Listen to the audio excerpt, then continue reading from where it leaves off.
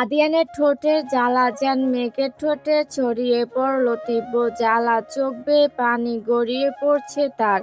দুই হাতে ধাক্কা দিয়ে সরাতে চাইছে আদিয়ানকে, কিন্তু সে যেন একরাশ রাগ, অভিমান আর অদ্ভুত অধিকারবোধ নিয়ে আরো শক্ত করে চেপে ধরেছে তাকে।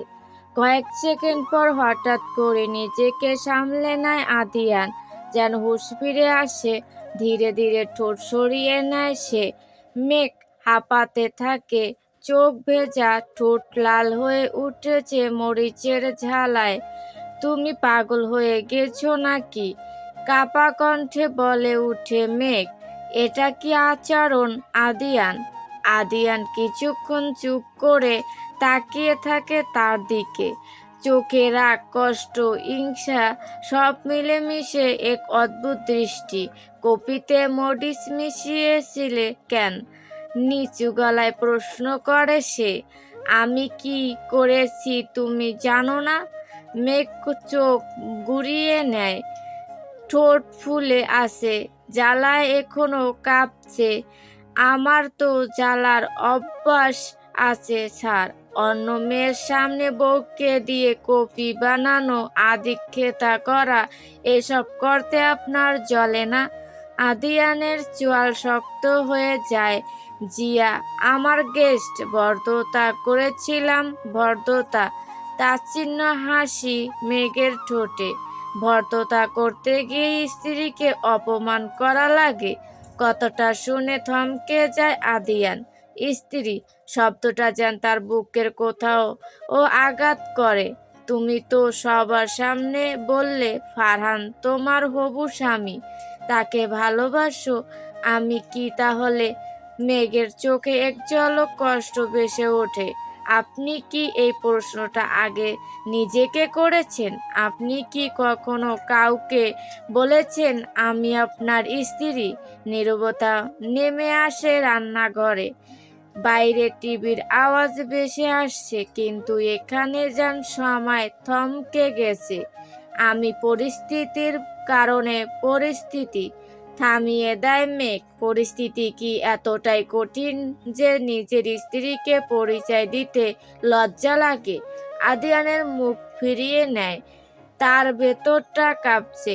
জিয়ার সামনে মেঘের আই লাভ ইউ ফারহান কথাটা এখনো কানে বাজছে। তুমি কি সত্যি ফারহানকে ভালোবাসো? খুব আস্তে জিজ্ঞেস করে সে। মেঘ কিছুক্ষণ চুপ থাকে, তারপর ধীরে বলে, যদি ভালোবাসতাম তাহলে আপনার জন্য এত রাগ করতাম? আপনার জিয়ার সাথে হাসি দেখে আমার যেন জ্বালা করলো। আদিয়ান তাকায় তার দিকে, চোখে বিলম্ব। তাহলে এমন বললে কেন? কারণ আপনি বোঝেন না। কণ্ঠ ভারী হয়ে আসে মেঘের। আপনি যদি আমার সামনে অন্য মেয়ের প্রতি এত যত্ন দেখাতে পারেন, তাহলে আমি কেন আপনার সামনে অন্য পুরুষের নাম নিতে পারবো না? আদিয়ান গম্ভীর শ্বাস নেয়, তার ঠোঁট এখনো জ্বলছে, কিন্তু বুকের ভেতরের জ্বালা আরো বেশি। আমি আমি সহ্য করতে পারি না। অবশেষে স্বীকার করে সে, তোমাকে অন্য কারো সাথে কল্পনাও করতে পারি না। মেঘ তাকিয়ে থাকে, অথচ আমাকে অন্য কারো সামনে কাজের লোক বানিয়ে দিতে পারেন? আদিয়ান দ্রুত মাথা নাড়ে। না, সেটা কখনো চাইনি। আমি ভেবেছিলাম তুমি শক্ত, এসব কিছু তোমাকে ছুবে না। আমি মানুষ, পাথর না। ফিসফিস করে বলে মেঘ। আপনার একটু স্বীকৃতি, একটু সাহস, এতটাই কি কঠিন? আদিয়ানের ধীরে ধীরে তার দিকে এগিয়ে আসে। এবার আর জোর নেই, শুধু অনুতপ্ত।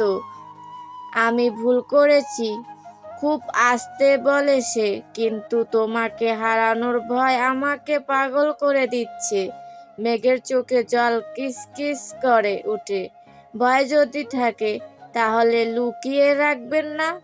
আমাকে আপনার বলতে লজ্জা পাবেন না?